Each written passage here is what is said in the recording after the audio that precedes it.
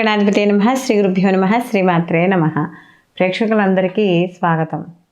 వార ఫలాలు 17/12/2023 నుండి 23/12/2023 వరకు గల వార ఫలితాలను మనకి ద్వాదశ రాశుల వారికి నవగ్రహ సంచారాలను అనుసరించి ఏ విధంగా ఉంటుంది అనే విషయాన్ని తెలుసుకుందాం. ఈ వారం గ్రహస్థితి కానీ చూసుకుంటే మేషరాశిలో గురువు యొక్క సంచారము ఆయన వక్రగతిలో సంచారం చేయడం అనేది జరుగుతుంది. అలాగే మనకి మీనంలో రాహువు, అలాగే కన్యలో కేతువు, శుక్రుడు వచ్చి తులలో సంచారం చేయడం, అలాగే కుజుడు వృశ్చిక రాశిలో ఆయన సంచారం చేయడం అనేది జరుగుతోంది. అలాగే రవి మరియు బుధులు ఇద్దరూ కూడా మనకి ధనుస్సు రాశిలో సంచారం చేస్తున్నారు. శని భగవానుడు కుంభరాశిలో సంచారం, చంద్రుడు ఈ వారం అంతా కూడా మకర రాశి నుండి మనకి అలాగే ఈ మేషరాశి వరకు ఈయన సంచారం చేయడం అనేది జరుగుతోంది. కాబట్టి ఈ నవగ్రహ సంచారాన్ని అనుసరించి వీళ్ళకి ఈ ద్వాదశ రాశుల వారికి ఏ విధంగా ఉండబోతోంది అనేది తెలుసుకుందాం.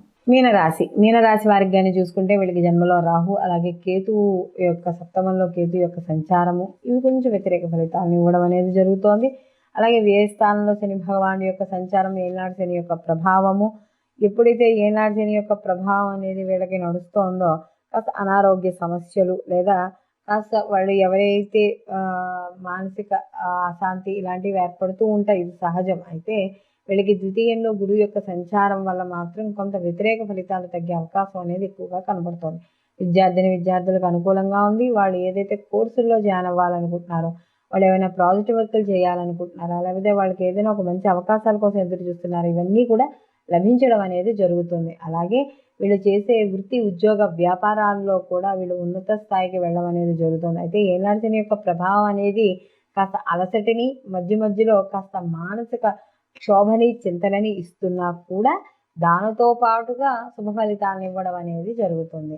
అలాగే వీళ్ళకి కానీ చూసుకుంటే ఈ యొక్క రాశి వాళ్ళకి దశమ స్థానంలో రవి యొక్క సంచారం ఎప్పుడైతే ఈ వారం వీళ్ళకి మొదలవుతోందో కాస్త కొంచెం అనుకూలమైన ఫలితాలు, అంటే వీరితో పాటు గురువు యొక్క ద్వితీయంలో ఉండడం వల్ల వీళ్ళకి అనుకూలమైన ఫలితాలతో పాటు ఈ రవి యొక్క దశమ స్థానంలో రవి ఉన్నాడు కాబట్టి రాజకీయ రంగంలో ఉన్న వాళ్ళకి తప్పకుండా మంచి ఫలితాలు, వ్యవహారాల్లో జయము, వాళ్ళు అనుకున్న పదవులు లభించడం అనేది జరుగుతుంది.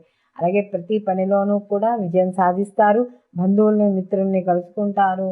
అలాగే ఎవరైతే ప్రభుత్వ రంగపరంగా ఎవరైతే అఫీషియల్గా ఉన్నారో లేదా ఎవరైతే ప్రభుత్వ రంగానికి సంబంధించిన ప్రముఖ నాయకులు ఉన్నారో వాళ్ళని కలుసుకోవడం ఇలాంటివి కూడా జరిగే అవకాశం అనేది ఎక్కువగా కనబడుతోంది.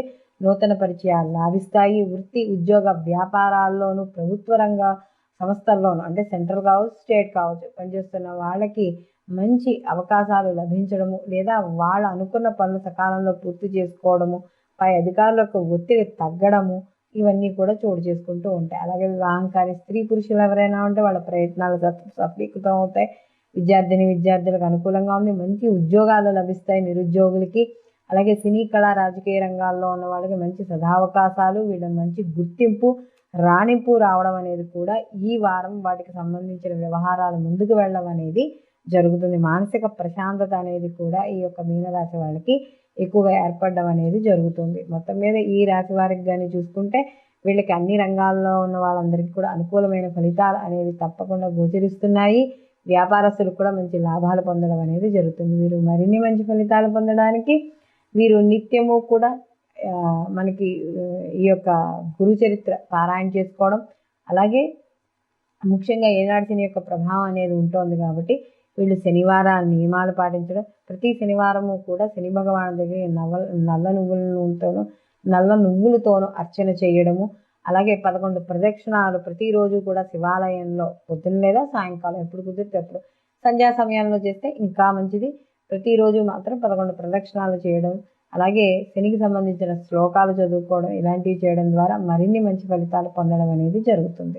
మనకి గోచార ఫలితాలతో పాటు జన్మజాతక ఫలితాలు కూడా తప్పకుండా పరిశీలనలోకి తీసుకోవాలని మనం ప్రతిసారి కూడా మనం చెప్పుకుంటూ ఉన్నాం. కారణం ఏంటంటే